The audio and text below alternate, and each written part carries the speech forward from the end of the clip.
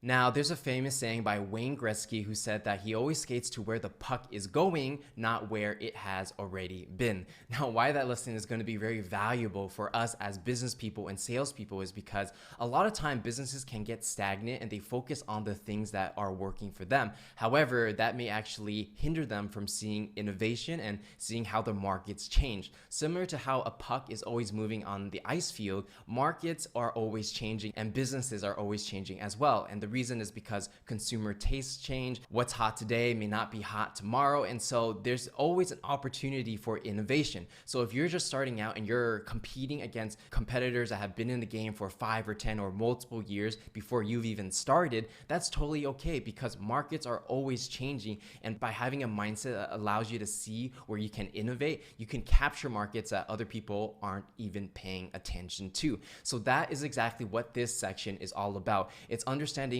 what the difference is between a market that is stagnant and just is the way it is and markets that are constantly changing. And I want you guys to learn how to see these changes and take advantage of it from a business perspective. And hence the idea of a static market, a market that basically does not change and that's very fixed, versus a dynamic market, a market that is constantly evolving. And I want you guys to see those differences so that you can take advantage of these dynamic markets that are always changing so that you can have a competitive edge. All right, so typically when I ask people who exactly their target customer is or their ideal customer profile, they'll give me something like, well, our ideal customer is male, 18 to 24, Asian, college or above in education, they are working in finance, and they're interested in sports, right? Essentially, in the past, this was okay. You're kind of defining who this person is, but the challenge with this is that even though you have all these data points, which are somewhat helpful, they're not really giving you the whole picture in why this person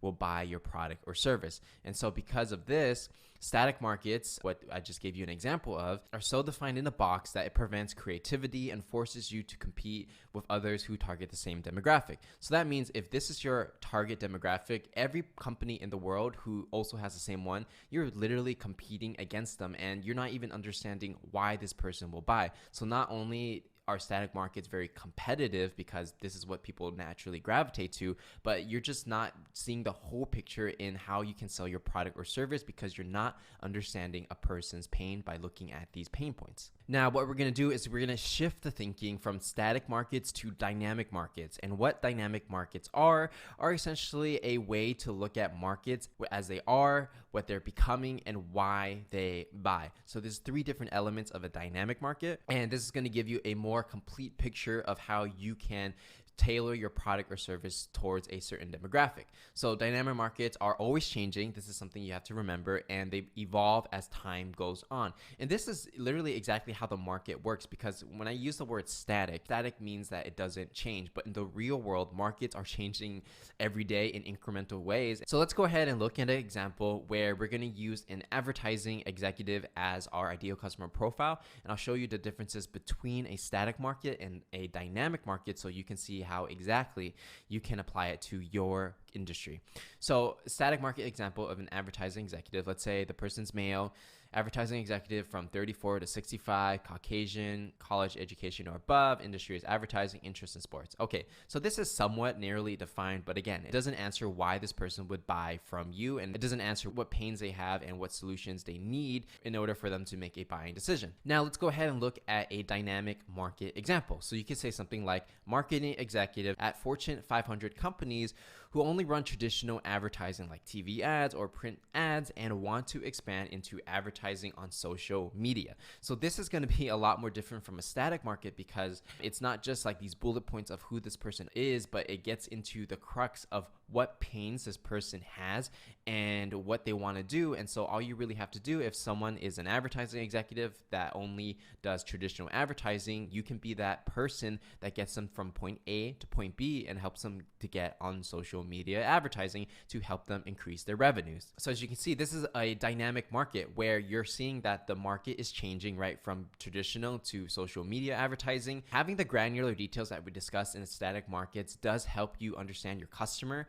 but you also have to understand why these customers buy. Then you can get more information on exactly who they are. So when you're thinking about your markets and you're choosing which one to go after, I would actually try to define your dynamic market first, meaning how is this market changing, and what's the point A to point B that people are trying to get to. So once you define your dynamic market, what you can then do is you can go back into your static market, and then you could say, okay, so my dynamic market is that advertising executives who are trying to get into social media. I understand why they buy, I understand the pain point, and then you can go into granular detail on exactly the demographic of who fits this character. So instead of just using a static market, you want to use a dynamic market to guide you into the right direction. And then once you have your vision on who you want to sell your product or service to, then you can get granular. And the interesting part of this is that every industry is changing, especially because of technology. So whether it's advertising, agriculture, real estate, retail, all these industries are changing because of technology without a doubt. So what you want to do as a business person or an entrepreneur is that you want to understand how people want to change and adapt to this market, and you want to be that person that helps them get there. So when you provide a service or product that helps them get from point A to point B in a competitive market that is constantly changing,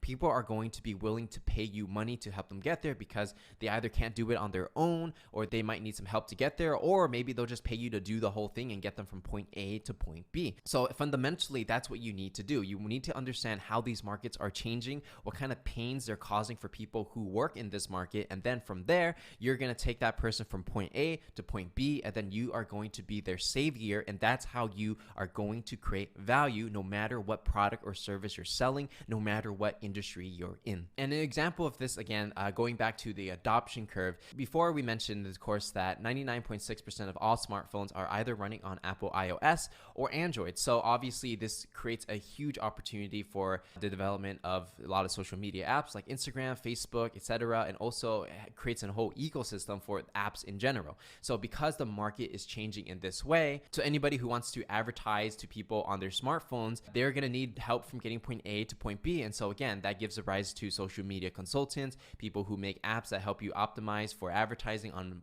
mobile platforms. And the thing is, smartphones does literally change almost every industry, whether it's retail where you're buying online on the phone, or whether it's learning on your phone versus from a traditional book. Every industry is evolving over time. And so when you understand how technology makes big changes to these industries, that's how you're going to find ideas for your startup or for your business. And that's how you're going to stay competitive in a competitive world and innovate. So now let's go ahead and give you some more dynamic market examples so you get more inspiration on how you can view your market and come up with your own dynamic markets for your specific product or service. So dynamic markets, essentially what I do is I like to start with pains.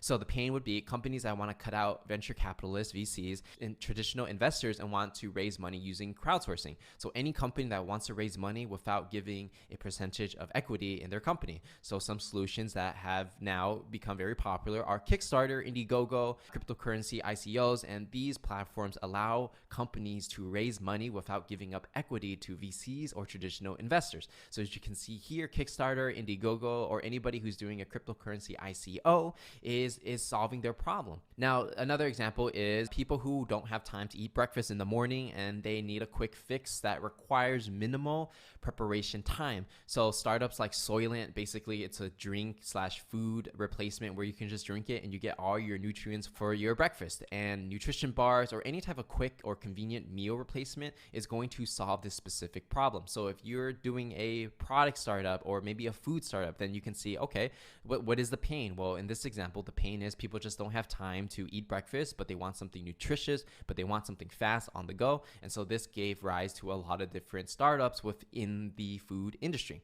And the last example of a dynamic market we're going to go over is working professionals that want to prototype designs for digital products and apps and websites, but feel frustrated with the clunkiness of Adobe, Photoshop, and Illustrator. I'm actually one of these people that experiences this problem because in the past, before, I made a lot of apps for the Apple App Store. And before, when I would try to make these mock-ups on Photoshop or Illustrator, I'm not a Photoshop expert or Illustrator expert, and it would just take a long time for me to build something. So when I discovered a platform called Sketch, basically it's really powerful but light software that allows you just to create mock-ups of apps and website very, very quickly. That just saves me so much time. So even though I had Adobe Photoshop and Illustrator, which is like the complete suite, I wanted something that was light, quick and didn't need any technical skills to actually do. And that's why I bought the product called Sketch. There's obviously other mockup softwares out there, but as you can see here, looking for dynamic market examples, you don't even have to first define granularly, what age these people are or what ethnicity they are, and you just need to understand what their problems are and how you can solve it. And then from there, you can get more granular into who these people are. But remember, having the idea of a dynamic market comes first, understanding the why, then all the little details will come afterwards. So with all of that said, again, the reason why I want to emphasize the idea of a market is because a lot of salespeople out there, or a lot of entrepreneurs and startups, they'll create products and services that people don't even want. And so no matter how hard they try in becoming a salesperson, they just can't make any sales because their market is just completely off. And so with this, I just want to give you an example and framework to think about how you can choose your market and how you can see whether or not you actually have product market fit, meaning creating a product and service that people actually want. Only then it makes sense to scale your sales team and go really hard in sales. But if your foundations are fundamentally broken, then it doesn't matter how many good salespeople you hire, because no one is going to buy your product or service if it just doesn't solve a market need. So that is why understanding markets is critically important. And so with that said, you should now have a framework to think about what market you want to go after for your product or service.